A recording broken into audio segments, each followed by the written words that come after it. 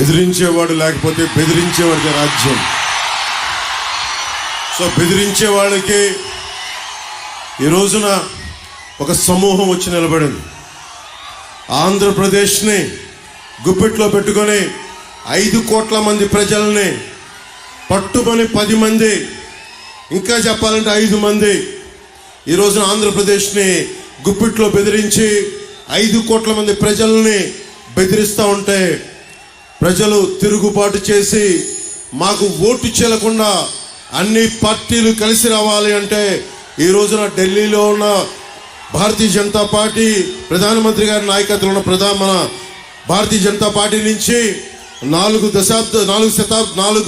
దశాబ్దాల సుదీర్ఘ అనుభవం, ముఖ్యమంత్రిగా పోటీ చేసే మనకి రాష్ట్రాన్ని నడిపిన, ఉమ్మడి రాష్ట్రాన్ని నడిపిన అనుభవం, ఎన్ని ఆటుపోట్లున్నా తట్టుకున్న సమర్థత, ధైర్యం, అన్నింటికీ వాటన్నిటితో పాటు జన సైనికులు, వీర మహిళలు 5 సంవత్సరాలుగా వైసీపీ తోటి పోరాటం చేస్తూ ఈ రోజున రాష్ట్రానికి, ఈ రోజున ఈ పొత్తుకే వెన్నంటి ఉన్న, వెన్ను దన్నుగా ఉన్న మీ అందరికీ నా హృదయపూర్వక నమస్కారాలు, హృదయపూర్వక ధన్యవాదాలు.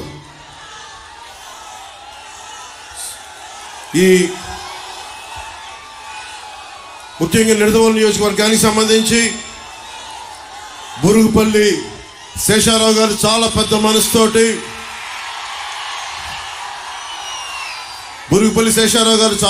మనసుతోటి, మన కందుల దుర్గేష్ గారికి ఇక్కడికి పోటీ చేసే అవకాశం కల్పించడం మనస్ఫూర్తిగా నిడదవోలు నియోజకవర్గ ప్రజలందరి తరపు ముందు మీకు మనస్ఫూర్తిగా జనసేన పవన్ కళ్యాణ్ ప్రెసిడెంట్ గారిని మీకు కృతజ్ఞతలు తెలియజేస్తా ఉన్నాను.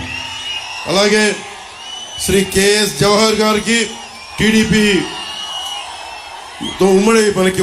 టీడీపీ ఈస్ట్ గోదావరి జిల్లా అధ్యక్షులు, అలాగే శ్రీ పి దత్తు గారికి Bharatiya Janata party parliament incharge గారికి, బండి సత్యనారాయణ గారికి, అలాగే సుజీ రంగారావు గారికి మంత్రివర్యులు, మాజీ మంత్రివర్యులు, అలాగే కొట్టిగుల్పూడి గోవిందరావు గారికి జనసేన పశ్చిమ గోదావరి జిల్లా అధ్యక్షులు, బివిఎస్ఎన్ ప్రసాద్ గారికి, కందుల దుర్గేష్ గారికి మనస్ఫూర్తిగా మీ అందరి తరఫున కృతజ్ఞతలు, హృదయపూర్వక స్వాగతాలు తెలియజేసుకుంటూ ఒకటే మాట ఇందాక తణుకులో చెప్పాం, మేం మీకు ఇన్ని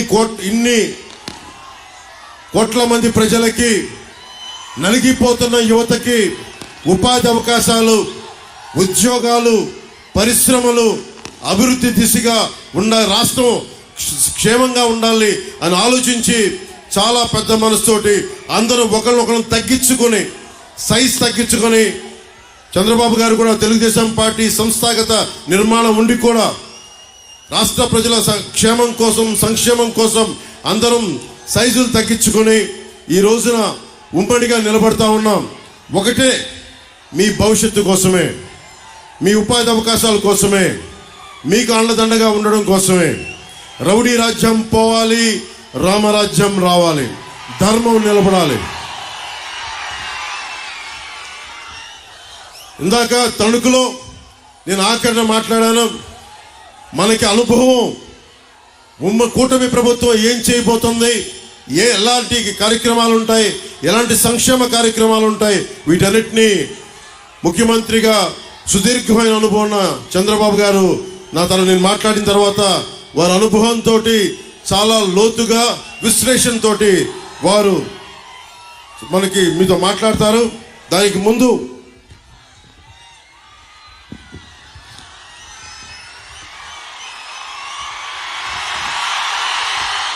నిడదవోలు అసెంబ్లీ నియోజకవర్గానికి ప్రధాన సమస్యల్ని జనసేన మనకి కందుల దుర్గేష్ గారిని గెలిపించిన వెంటనే మేము ఈ సమస్యల్ని అతి తక్కువ సమయంలో మీకు తీర్చడానికి సంసిద్ధంగా ఉన్నాం.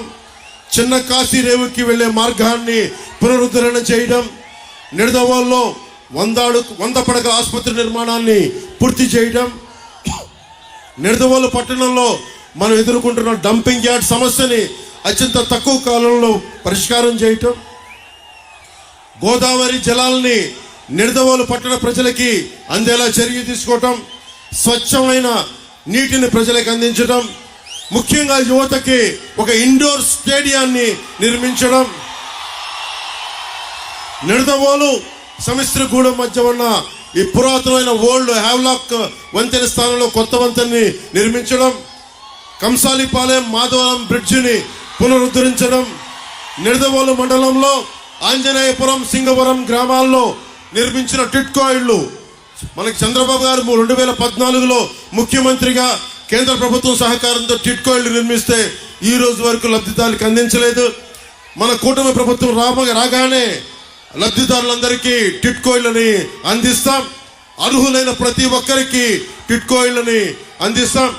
పెరవలి మండలం కేంద్రంలో బస్ స్టాండ్ నిర్మిస్తాం. పెరవలి ప్రభుత్వ ఆసుపత్రిలో మన నేషనల్ హైవే 16కి రోడ్డుకి కొంచెం ఇబ్బందిగా ఉంది. అరటి రైతులు ఇతర రైతాంగం ప్రజలు తణుకు వెళ్ళడానికి ఆ కటింగ్ ని వెంటనే రాగానే వచ్చే చర్యలు తీసుకుంటాం. కానూరు నడుపల్లి తణుకు రోడ్డుని ఆధునీకరిస్తాం. ముక్కాల నుండి పెరవలి వరకు రోడ్డుని ఆధునీకరణ, మర్రెపాలెం బ్రిడ్జిని అందరికి అసౌకర్యంగా ఉంది, దాన్ని వెడల్పు చేయటం. నిడదవోలు అసెంబ్లీ నియోజకవర్గంలో జగన్ పాలనలో రోడ్లు గుంతలమయమైపోయింది. వచ్చిన 3 నెలల సమయంలోనే గుంతలన్నీ పూడ్చి కొత్త రోడ్లకి మాకు వేసే చర్యలను తీసుకుంటామని తెలియజేసుకుంటూ,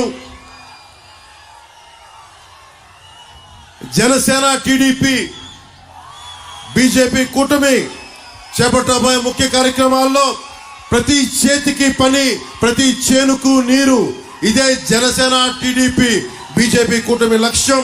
బీసీల భవిష్యత్తుకి గ్యారంటీగా నిలబడతాం. మీరు పోలవరం ప్రాజెక్ట్ ఇందాక తణుకులో మాట్లాడుతూ ఉన్నాం.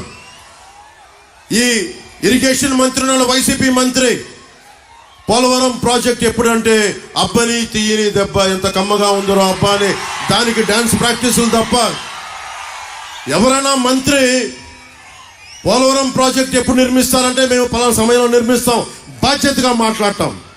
ఒక్క వైసీపీ మంత్రి ఈ రోజు వరకు సమస్యల మీద స్పందించడం. ఏదైనా మాట్లాడితే చంద్రబాబు గారిని వ్యక్తిగతంగా నిందిస్తారు, నన్ను వ్యక్తిగతంగా నిందిస్తారు. పాపం భువనేశ్వర్ మనకి పురంధేశ్వరి గారి మీద అకారణంగా తిడతారు. అంతే తప్ప మనం అడిగిన దానికి ఒక్కదానికి సమాధానం చెప్పరు. మేము ఏం అడుగుతున్నాం? ఉపాధి అవకాశాలు ఏమైనాయి?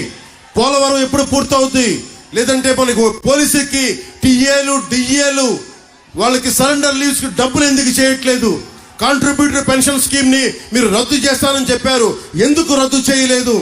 పోలవరం ప్రాజెక్ట్ నిర్మించలేదు, చిన్న చితక నీటి తరహా ప్రాజెక్టులని ఎందుకు పూర్తి చేయలేదు? ఏ ఒక్క దానికి సమాధానం అడిగినా